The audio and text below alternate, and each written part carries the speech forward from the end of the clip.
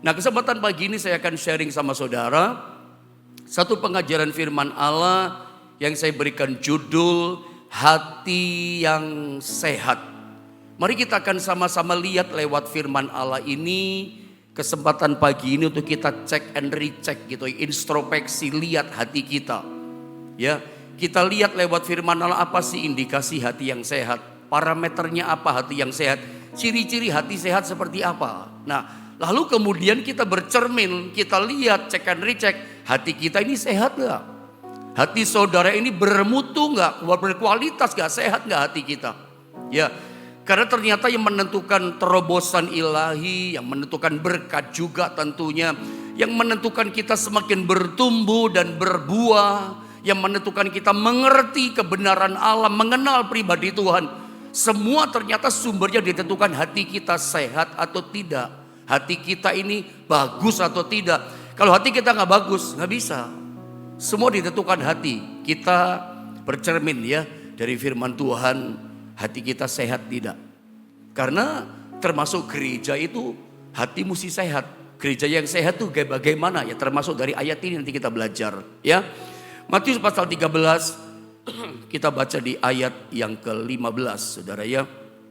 Matius 13 ayat 15. Mari sama-sama jemaat Tuhan kita akan baca ayat ini ya. 1, 2, dan 3.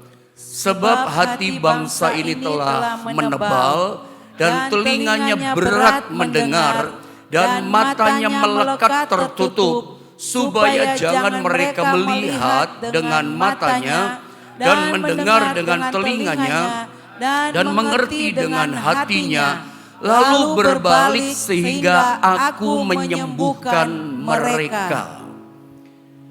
Kalau kita perhatikan dari pembacaan ayat ini, rupanya umat Israel di masa zaman Yesus mereka punya masalah di hati.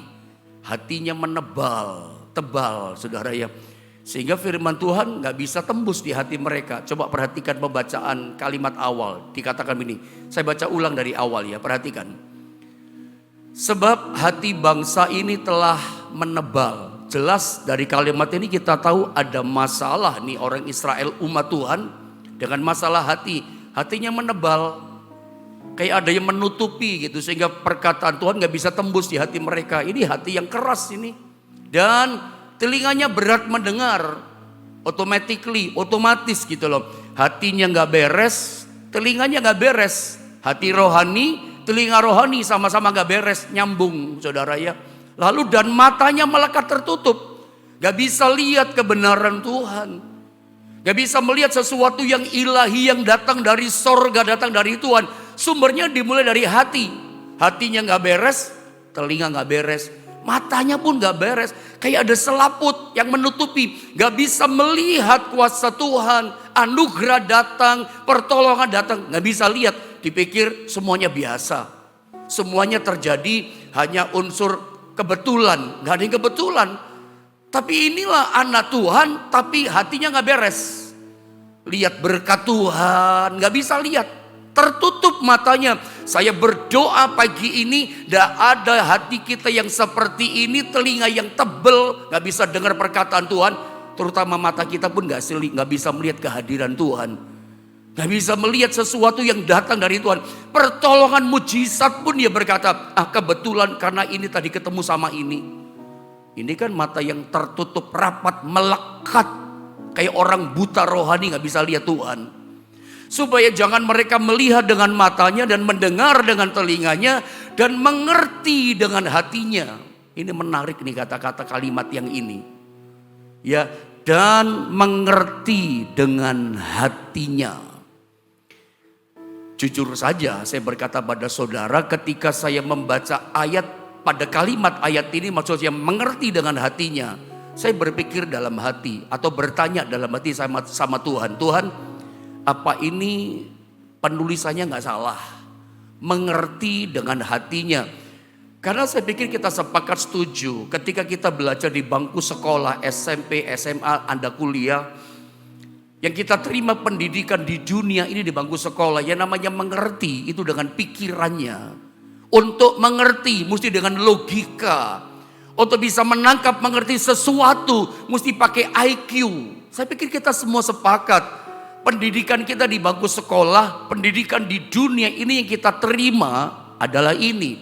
Mengerti harus pakai otak. Ya, mengerti harus pakai IQ, pakai pikiran, pakai logika. Harusnya tata kalimat yang betul adalah mengerti dengan pikirannya. Tapi ternyata ayat ini tidak salah penulisannya. Alkitab memang jelas katakan mengerti dengan hatinya, lalu berbalik sehingga aku menyembuhkan mereka. Ayat ini jelas mengajar kepada kita bahwa untuk kita bisa mengerti kebenarannya Tuhan, mengerti isi hatinya Tuhan, itu dibutuhkan hati. Harus pakai hati, butuh hati. Hati yang bagaimana? Hati yang bagus, hati yang baik, hati yang benar, hati yang berkualitas. Atau kita bicara hatinya mesti sehat. Kalau hatinya sakit bagaimana? Banyak kotorannya, banyak sakitnya, gak bisa mengerti kebenaran Tuhan. Dan saya mau katakan, hati ini sumbernya, kuncinya untuk kita ngerti kebenaran. Kita dari ayat ini saudara ya, kebenaran firman. Makanya ini sekaligus menjadi jawaban atau terjawab pertanyaan kita. Pertanyaan kita bersama saya pikir. Pertanyaan Anda, pertanyaan saya. Kenapa ya orang udah dengar firman Tuhan begitu lama. Ya udah pendeta macam-macam menyampaikan khotbah. Firman dia baca pun udah banyak. Tapi heran, kita berkata kok gak ngerti-ngerti kebenaran firman Tuhan. Nah ini terjawab. Karena ngerti kebenaran firman Tuhan, mengerti kebenaran yang ilahi dari Tuhan. Gak bisa pakai otak. Gak bisa, gak butuh otak, butuh hati. Gak butuh IQ tinggi. Maafkan saya, Anda boleh saja punya IQ yang tinggi. Bahkan mungkin Anda di antara Anda salah satu atau salah dua begitu. Anda termasuk orang yang IQ-nya tertinggi di antara kita semua yang sedang ibadah doa online pagi ini. Ada mungkin IQ tinggi, silakan, good itu bagus. Tapi saya harus kasih tahu kepada saudara bahwa untuk mengerti kebenaran Tuhan, untuk kita bisa mengenal pribadi Tuhan, mengerti keperkataan Tuhan, gak bisa pakai otak, gak butuh otak, butuh hati. Mengenal Tuhan, mengerti kebenaran Tuhan, bukan butuh otak, saya ulang ya, butuh hati. Makanya gak heran ya, kadang-kadang orang itu berpikir gini, kok gak ngerti-ngerti kebenaran Tuhan ya, kok gak bertumbuh-bertumbuh. Nah saya masuk, hati yang sehat membuat rohani bertumbuh. Kenapa orang gak bertumbuh? Lah firman yang ditaburkan gak bertumbuh kok, gak ngerti bagaimana cara bertumbuh. Terjawab dari firman Allah, karena untuk bertumbuh rohani kita itu butuh hati, bukan butuh ini, otak. IQ tinggi silakan. Tapi mengerti firman Tuhan gak bisa pakai otak. IQ tinggi gak bisa. Makanya kadang-kadang kita berpikir, oh mungkin kurang firmannya. Ada tabur firman sebanyak-banyaknya. Ada yang ikut seminar. Ada yang dengar YouTube satu hari. Saya pernah bilang sampai 8 kali. Karena Anda merasa kurang nih firmannya. Anda isi supaya ngerti kebenaran. Supaya bertumbuh iman kita jadi dewasa. Gak bisa. Maafkan kata-kata saya keras, adalah kebodohan. Orang ingin bertumbuh rohaninya, adalah satu kebodohan besar. Orang ingin mengerti kebenaran Tuhan, diisi banyak-banyak firman. Sebelum Anda benahi hati saudara, bereskan hati saudara jadi hati yang baik, tanah hati yang subur, tanah hati yang sehat. Sampai kapanpun Anda tidak pernah mengerti kebenaran Allah.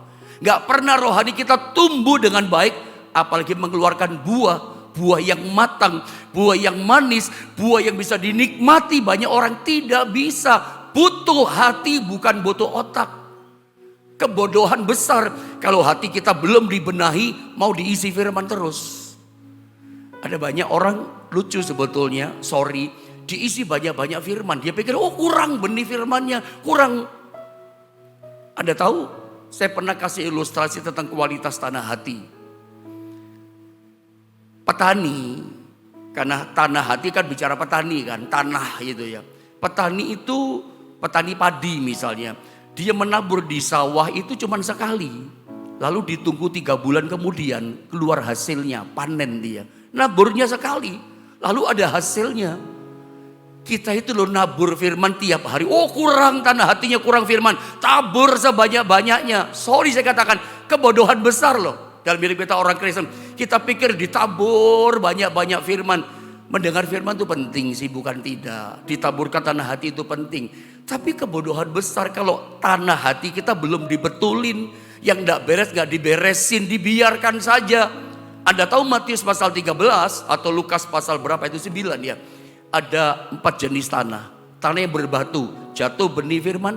Orang mendengar firman gak bisa tumbuh, langsung dirampas sama iblis. Kenapa? Tanahnya keras. Ada ingat gak itu pengajaran? Tanah kedua, tanah berbatu-batu.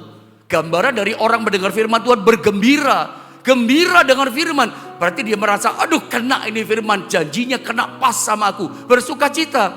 Tumbuh firman tapi gak lama. Karena di tanahnya itu banyak batu di permukaannya. Gak bisa mengakar, kena masalah, datang ujian, murtad dia. Murtad loh. Kok orang murtad sih Pak, kok tinggalkan Tuhan? Kok pilih jodoh, pilih jabatan hanya gara-gara itu dia tinggalkan Tuhan? Tanahnya jelek, tanahnya bermasalah, tanah hatinya gak bagus. Banyak batu-batunya, gak bisa mengakar. Baru kena ujian, baru datang godaan. Sayonara, bye-bye Tuhan Yesus. Padahal dengan firman bergembira. Jangan senang dulu dengan firman Tuhan, pas sama saya. Oh saya dikoreksi, puji Tuhan. Tapi sekali lagi, benahi dulu tanah hati kita. Kita koreksi hati kita. Tanah yang ketiga, semak duri ya. Udah tumbuh, bagus tumbuhnya, udah semakin tinggi. Tapi gagal berbuah. Mati dalam masa pertumbuhan. Kenapa? Dihimpit sama semak duri. Semak duri bicara apa itu ya? Kenikmatan hidup, bicara kekayaan, bicara hal-hal yang happy-happy, senang. Rupanya ada orang ikut Tuhan tuh maunya senang-senang gitu, gak mau menyangkal diri, gak mau hadapi ujian, maunya jalan tol langit biru senang. Nah orang Kristen seperti ini, itu digambarkan tanah hatinya banyak semak durinya. Tanah hatinya gak bagus. Tanah hati yang bagus, tanah hati yang keempat, subur, tanah bagus. Begitu ditabur benih firman, bertumbuh, mengeluarkan buah. Buah ketekunan kata Injil Lukas. Injil yang lain, Matius katakan berbuahnya 30, 60 bahkan sampai 100 kali ganda. Keluar buah yang bisa dinikmati. Ditentukan tanah hati. Makanya maafkan saya katakan ulang lagi, adalah kebodohan besar.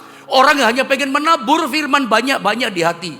Tapi gak pernah tumbuh, gak pernah berbuah. Gak pernah ngerti kebenaran. Kita ketemu. Karena hati kita gak mau diberesin. Gak bisa. Makanya kita belajar lewat firman Tuhan. Beresin dulu tanah hati kita. Kesempatan pagi ini. Umat Israel. Itu tanahnya tebal. Ya, seperti ada sesuatu selaput yang mendebali, membuat firman gak bisa tumbuh. Sampai mata tertutup, telinga tebal. Semuanya sumbernya dari hati. Coba Anda lihat ayat ini ya. Paulus kasih nasihat sama anak rohaninya yang bernama Timotius, 2 Timotius pasal 3, itu di ayat yang ke-7. Coba saya baca, tolong Anda perhatikan baik-baik ayat ini. Saya baca begini ya.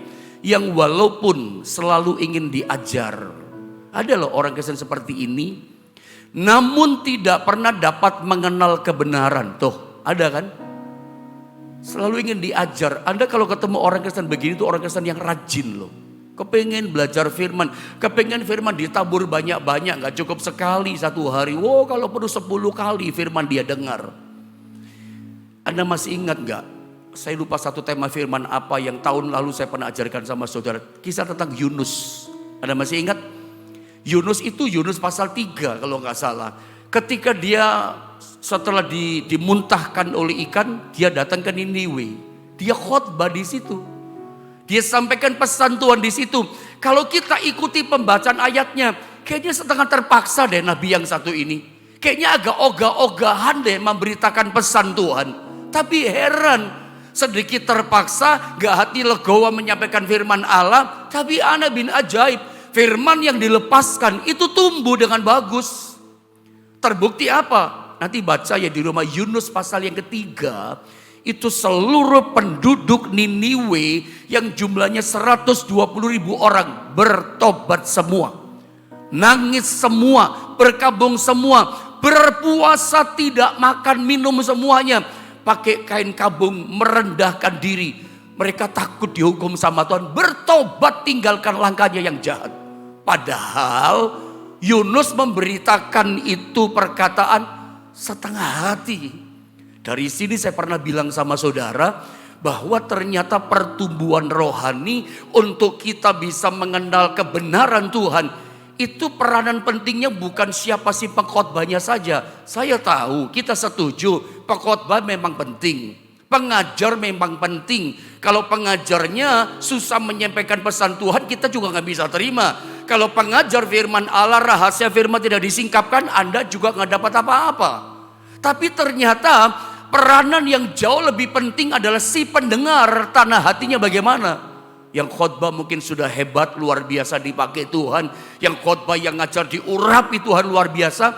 Tapi ketika firman dilepaskan, tanah hatinya payah. Tanah hatinya tidak sehat, banyak batunya, ya. Tanah hatinya keras, tanah hati banyak semak duri, yang nggak bisa tumbuh. Ini kan yang membuat kita nggak bisa kenal kebenaran. Makanya saya katakan di gambar ini, ternyata untuk mengerti kebenaran dibutuhkan hati yang bagus, hati yang sehat, bukan otak, tapi hati. Ya, mari kesempatan pagi ini kita lihat hati kita bagaimana. Jadi jelas saudara ya, dari gambaran-gambaran yang saya coba sodorkan sama saudara ngerti. Saya ulang sedikit yang barusan saya sampaikan. Selama ini kita akan menuntut gereja kan. Yang kita salah itu gereja ini bagaimana sih? Pendeta ini bagaimana sih? Kita nggak pernah lihat diri kita. Saya bagaimana? Hati saya bagaimana? Saya mau kasih tahu ya. Anda, termasuk saya pribadi dan Anda semua, kita yang mendengar firman, kita itu punya tanggung jawab untuk apa? Pertumbuhan rohani kita masing-masing. Camkan ini, renungkan ini baik-baik. Saya bertanggung jawab untuk melepaskan mengajar saudara. Tapi kita masing-masing bertanggung jawab untuk bertumbuh rohani kita. Bagaimana caranya? Periksa hati kita. Jangan cuma mau menabur firman, ditaburkan, kita taruh di hati kita. Tapi hati kita gak benar, kita gak mau benahi. Hati kita belum beres, kita nggak mau beresin. Kita biarin ada macam-macam batu di sini. Ada macam-macam onak duri, semak duri. Kita biarkan. Saya mau katakan sekali lagi, Anda semua dan saya punya peran tanggung jawab untuk pertumbuhan rohani kita. Bagaimana kita mencapai kedewasaan rohani. Bagaimana iman mata rohani kita dicelikan melihat keajaiban firman. Peranannya dari kita. Lihatlah hati kita sehat atau tidak. Kalau enggak, ada cuek baby, biarin aja deh, yang penting dengar firman. Enggak bisa. Hati mesti diberesin. Karena yang menentukan itu hati, bukan ini loh. Ada sepintar apapun logikanya, IQ-nya, firman Tuhan itu gak bisa dicerna dengan pikiran. Karena banyak yang bertentangan dengan otak kita. Mengerti firman, menerima firman, itu mesti dengan hati. Kecerdasan hati, mungkin itu lebih tepat. Bukan kecerdasan otak, tapi kecerdasan hati. Hati yang cerdas itu sama dengan hati yang sehat. Hatinya bagus gitu. Nah, sekarang saya coba tunjukkan bagaimana kita mengerti atau mendeteksi kesehatan hati kita. Sehingga kita tahu hatiku sehat apa tidak. Hatiku ini yang perlu diberesin mana gitu. Karena ini penentu. Kuncinya, triggernya, penentunya ada pada hati kita. Bertumbuh atau binasa kita. Mari kita lihat bagaimana mendeteksi kesehatan hati kita. Yang pertama, untuk kita tahu hati kita sehat atau tidak. Hati sehat ciri-ciri bagaimana mendeteksinya bagaimana. Lihat hati kita, dilihat ada hasil dampaknya enggak firman yang sudah kita terima. Dampaknya ada gak? Kalau dampaknya ada, kita berubah. Cara ngomong kita berubah. Oh berarti hati kita udah bagus. Jadi mendeteksi hati kita udah sehat, udah bermutu, udah bagus tanah hati kita. Itu kelihatan dari hasil dampak kehidupan kita. Hidup kita bisa dinikmati orang. Saya baca dulu ayatnya deh. Ibrani pasal 5 ayat 12. Mari. Jemaat Tuhan, sama-sama kita baca ayat ini ya, jadi ingat-ingatan buat kita ya, bisa mendeteksi hati kita. Ibrani 5 ayat yang ke-12. Ayo sama-sama kita baca jemaat Tuhan 1, 2, dan 3. Sebab sekalipun kamu ditinjau dari sudut waktu, sudah seharusnya menjadi pengajar. Kamu masih perlu lagi diajarkan asas-asas pokok dari penyataan Allah. Dan kamu masih memerlukan susu, bukan makanan keras. Jelas dari kalimat ayat ini, penulis kitab Ibrani dalam hatinya ada rasa kecewa kepada umat Allah di masa itu. Kamu ini ditinjau dari sudut waktu. Udah harusnya jadi pengajar, sudah bisa bimbing orang. Kamu udah lama ikut Tuhan, udah lama percaya pada Yesus. Jadi orang Kristen udah puluhan tahun. Ditinjau dari sudut waktu lamanya kamu jadi Kristen ikut Tuhan. Harusnya kamu sudah bisa menjadi pengajar, sudah bisa bimbing orang. Ayo datang sama Tuhan. Orang bisa datang sama saudara sharing tentang masalahnya. Anda bisa kasih solusi. Harusnya ditinjau dari sudut lamanya waktu ikut Tuhan. Sudah bisa bimbing orang. Tapi penulis Ibrani kecewa dalam hati. Tapi kamu perlu dibimbing terus. Bahkan makanan firman, makanan rohanimu masih perlu susu. Susu itu kan lunak, makanan bayi. Langsung telan gitu. Gak pakai dicerna dengan hati yang cerdas. Susu, bukan makanan keras. Firman pengajaran itu makanan keras. Kadang-kadang pun saya menyampaikan firman mungkin keras Anda terima. Tapi itu penting. Makanan keras, orang bisa makanan keras menunjukkan dia dewasa. Giginya sudah bagus, pencernaan udah dewasa. Siap terima makanan keras. Nah, saya mau bilang sama saudara bahwa hati kita sehat atau tidak. Bagus gak hati kita? Mendeteksinya taunya dari mana? Dari hasil kehidupan kita. Firman yang ditabur di hati kita ada dampaknya tidak? Kita udah bisa menasehati orang, sudah bisa bawa orang datang pada Tuhan. Orang sudah bisa lihat hasilnya. Orang datang sama saudara, Anda jadi contoh, hidupmu jadi inspirasi, tingkah hidupmu, perkataanmu jadi teladan bagi orang. Ada hasil. Saya kasih contoh begini. Bicara soal tanah hati ya. Kalau Anda di rumah punya halaman ya, halaman di depan rumah atau halaman di belakang boleh. Yang penting punya halaman tanah ya. Anda tabur benih, misalnya benih cabai, Anda tabur. Anda tunggu 2 minggu, 3 minggu. Saya nggak tahu ya, benih cabai tumbuhnya berapa hari. Misalnya 1 minggu Anda tunggu. Kok tidak ada tanda-tanda kehidupan, kok tidak tumbuh? 2 minggu udah tumbuh. Ada coba ganti, mungkin benihnya gak bagus. Ada ganti benih tomat, Anda tunggu 2 minggu udah tumbuh. Aduh gak bagus benihnya. Lalu Anda ganti dengan benih yang lain, misalnya benih alpukat. Gak tumbuh juga, Anda ganti dengan benih mangga misalnya. 1 bulan, 2 bulan, gak ada tanda-tanda kehidupan. Benih itu yang Anda tanda tumbuh dari tanahnya. Menurut saudara, kalau saya sodorkan pertanyaan, ini yang bermasalah sebetulnya macam-macam benih ini atau tanahnya, jenis tanahnya gak bagus. Saya pikir Anda untuk tahu bisa menjawab masalah ini gak harus kuliah di Universitas Institut Pertanian Bogor kan. Gak perlu ke IPB Anda tanya, ini kenapa gak usah duduk dulu 4 tahun kuliah untuk tahu ini jenis tanahnya atau benihnya ya. Sederhana saja, pasti jenis tanahnya gak bagus, jelek tanahnya, mutunya, gak sehat tanahnya. Oh iya dong, benih cabai, benih tomat, benih mangga, benih rambutan, alpukat, semua nggak tumbuh kok. Satu pun nggak ada tanda-tanda kehidupan.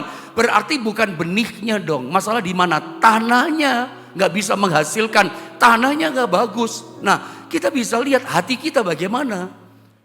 Benih firman yang ditaburkan di hati kita, baik yang Anda baca, yang Anda renungkan, atau firman yang diperdengarkan lewat pengajaran khotbah seperti ini lewat online, Anda udah terima. Jangan-jangan benih firman yang terbaik Anda sudah terima, tetap gak bisa tumbuh, tetap gak keluar buah, tetap gak ada hasil, gak ada dampak firman yang kita dengar. Pancet orang Jawa katakan. Orang bilang, Kristen puluhan tahun sama saja, ngomongnya sama saja, mulutnya sama saja, perbuatan sama saja, nggak ada hasil. Saudara, sorry saya katakan, dari sini kita bisa mendeteksi berarti hati saudara dan saya nggak sehat, nggak bener di hati. Udah terima firman banyak kok, nggak ada perubahan hidup. Saya katakan beberapa hari yang lalu atau kemarin saya katakan sama saudara, saya senang ketika banyak membaca chatting. Saya kadang-kadang di rumah kalau ada kesempatan, ada kesibukan, saya suka baca chatting saudara di YouTube. channel GSPDI Philadelphia Jombang, atau di akun Facebook saya yang ikut doa pagi sekarang. Saya suka baca itu chatting saudara. Terima kasih Pak Pendeta buat firman. Bukan bangga diri saya ya, tidak ya. Terima kasih saya bisa berubah dengar firman. Suami saya, keluarga saya, dan bla bla bla segala macam. Kadang saya baca, terhibur hati saya. Semangat saya melayani Tuhan, membagi firman, sharing sama saudara apa yang saya dapat dari Tuhan. Karena ada hasil ditabur di hati saudara, hatimu berubah. Yang saya paling kagum karya Tuhan dalam doa puasa kemarin. Ada banyak di antara saudara ternyata baru pertama kali berpuasa dan Anda bisa jalani 40 hari. Itu dahsyat loh. Belum pernah berpuasa. Dan dari pertanyaan-pertanyaan saudara yang datang kepada saya baik di YouTube maupun di WhatsApp handphone saya yang khusus untuk chatting itu. Saya tahu Anda nggak pernah dengar pengajaran soal puasa dari siapapun, saudara ya. Anda baru dengar dari ibadah online soal berpuasa. Oh, Kristen berpuasa toh. Anda kaget-kaget rupanya bahwa puasa itu salah satu kewajiban hidup kekristenan kita. Kadang rata-rata orang berkata Kristen nggak ada puasa, Kristen nggak ada puasa. Ya memang nggak pernah diajarkan di gereja.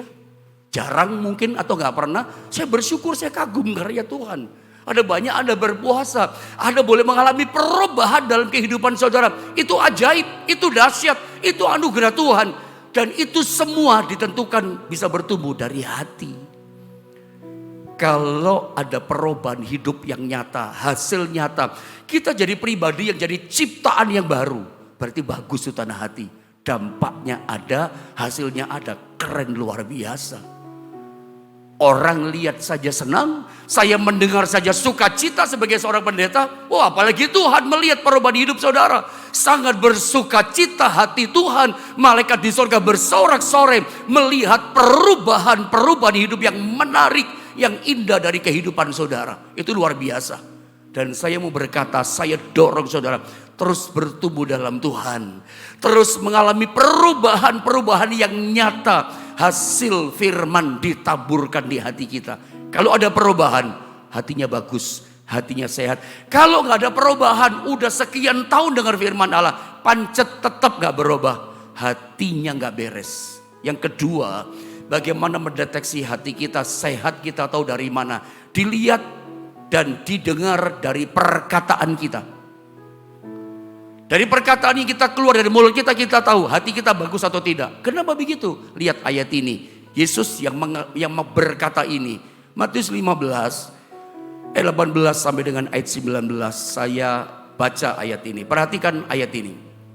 Tetapi apa yang keluar dari mulut, kata Yesus, berasal dari hati. Dan itulah yang menajiskan orang. Karena dari hati timbul segala pikiran jahat, pembunuhan, perjinahan, percabulan, pencurian, sumpah palsu, dan hujat. Masih ada banyak lagi di bawahnya. Seterusnya. Semua sumbernya dari hati. Kejahatan dari hati, pikiran buruk negatif dari hati. Bahkan yang keluar dari mulut, Yesus yang berkata, bukan Nabi Rasul, Yesus Tuhan kita yang mengajarkan ya bahwa semua yang keluar dari mulut berasal dari hati. Jadi Anda nggak bisa ngomong itu tidak alkitabiah. Kalau orang Kristen berkata, udah deh omongannya dia nggak usah diambil hati. Tadi cuma ngomong di mulut kok dia. Atau ada sendiri yang berkata, sorry ya maafkan tadi ya kata-kata saya nyakitin hati kamu. Kata-kata saya terlalu keras mungkin melukai hati kamu. Sorry ya itu cuma ngomong kok di mulut kok. Itu tadi kata-kata yang menyakitkan untuk kamu bukan dari hatiku kok. Mana bisa begitu, itu bohong loh saudara ya. Yesus yang berkata bahwa semua yang keluar dari mulut kita itu memancarnya dari sumber sih dari hati. Semua yang tersimpan di hati saudara, Anda boleh tutup rapat.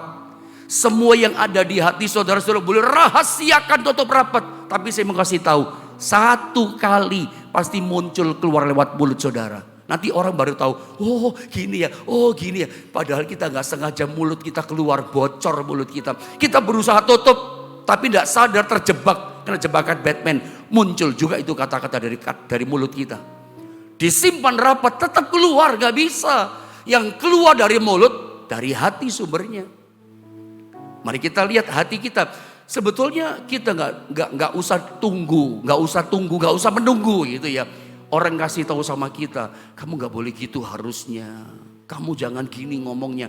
Harusnya gak tunggu orang tegur kita. Gak orang tunggu koreksi kita.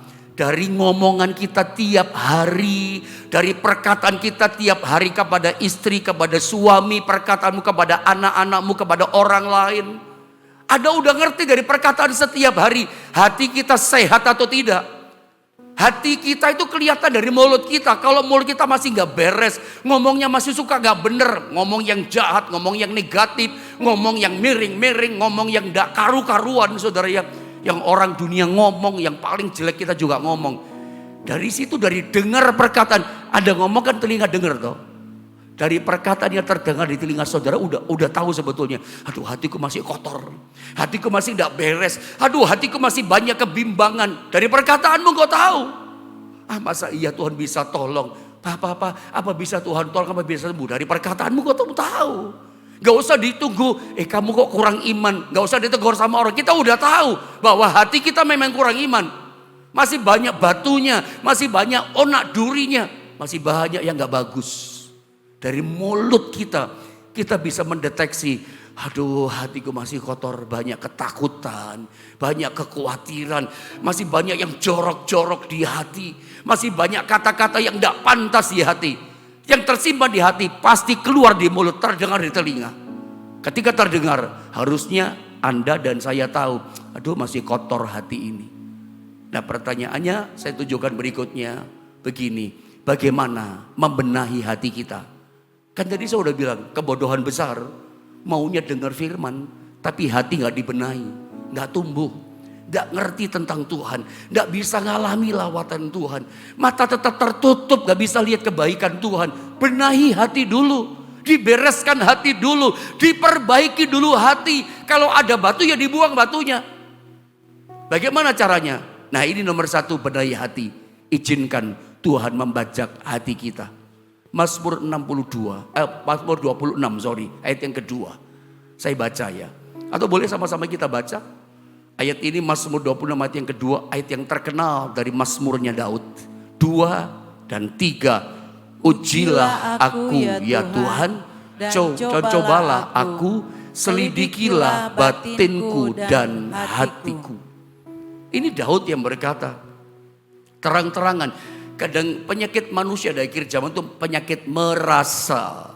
Ada banyak di antara kita merasa gini, hati saya sudah baik kok. Hati saya sudah sehat. Bisa gak pagi ini kita duduk di rumah kita masing-masing. Saya duduk di sini, saya berdoa sama Tuhan. Tuhan, aku merasa hatiku sudah bagus, sudah sehat. Tapi Engkau yang tahu hatiku, uji hatiku. Engkau yang bisa coba hatiku. Engkau yang paling kenal dan tahu hatiku. Aku sih merasa hatiku sudah bagus. Tapi biar Tuhan yang koreksi. Tuhan yang bajak tanah hatiku. Bajak Tuhan hatiku. Uji, coba hatiku. Selidiki batinku dan hatiku. Bisa gak kita kira-kira ya.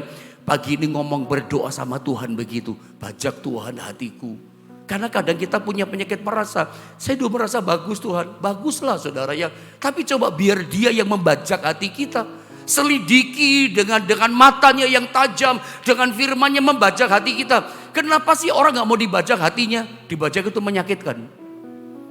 Nanti kalau ada izinkan Tuhan menyelidiki hatimu. Dibongkar sama firman.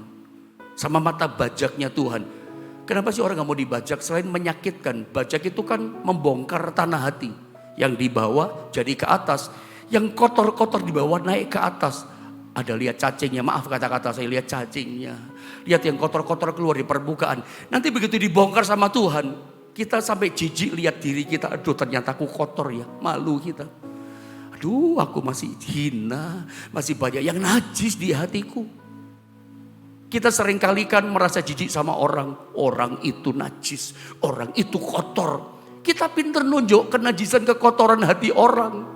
Tapi coba kalau pagi ini kau izinkan Tuhan selidiki hatimu. Dibajak sama Tuhan. Sorry kata-kata saya.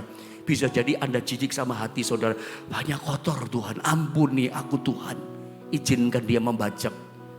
Yang kedua bagaimana cara membenahi hati kita. Mengakuinya. Kalau udah tahu kita salahnya ditunjukkan sama Tuhan. Dibongkar ya mengaku seperti anak terhilang. Aku sudah berdosa kepada Bapa, berdosa kepada sorga. Mengaku. Kalau udah ngaku apa? buang semua yang tidak seharusnya ada dalam hati kita. Supaya apa dibuang? Hati kita sehat. Saya baca Yakobus 1:21 dengan cepat. Ayat terakhir. Ya. Sebab itu buanglah segala sesuatu yang kotor. Buang. Udah tahu ngaku ada kotor ya buang. Dan kejahatan yang begitu banyak itu. Dan kata firman, terimalah dengan lemah lembut firman yang tertanam dalam hatimu. Yang berkuasa menyelamatkan jiwamu. Kalau tahu najis dibongkar ngaku. Ya Tuhan, masih ada dendam saya Tuhan sama itu. Ya Tuhan, begitu dibongkar masih ada sakit hatiku sama dia Tuhan. Ketika Tuhan bongkar ngaku loh. Masih ada kenajisan Tuhan. Masih ada yang gak baik Tuhan, kata-kata kotor ngaku. Kemarin saya bicara soal akar dosa kan. Ya, dosa macam-macam itu ada akarnya. Bertobat sampai radikal masuk ke akar. Hati dibongkar. Ya, kalau sudah tahu masih kotor buang. Mau buang. Tuhan yang tolong kita. Supaya setiap firman ditaburkan. Tertanam dalam hati kita. Dan firmannya tertanam. Kalau udah bagus hatinya. Dia berkuasa menyelamatkan jiwamu. Dia berkuasa menyelamatkan hidupmu. Dia berkuasa menyelamatkan persoalanmu. Firman itu bekerja berkuasa. Kenapa kuasa firman gak bekerja gak maksimal? Seperti gak mengubahkan hidup kita. Hatinya sakit, hatinya gak sehat, hatinya kotor. Firman itu akan bekerja dengan dahsyat. Bikin mujizat, memulihkan orang gagal seperti Petrus. Jadi booming pekerjaannya. Firman itu bekerja dahsyat menolong kita, mengangkat kita, menyembuhkan kita. Kuasa firman ditentukan hati kita. Mari kesempatan pagi ini kita sama-sama boleh melihat keadaan hati kita. Biar Tuhan bajak hati kita, selidiki. Kalau ada tahu kotor, ngaku di hadapan Tuhan. Dan sejak itulah, sejak engkau dibajak Tuhan dan ngaku, firman akan bekerja dengan luar biasa dalam hati setiap kita.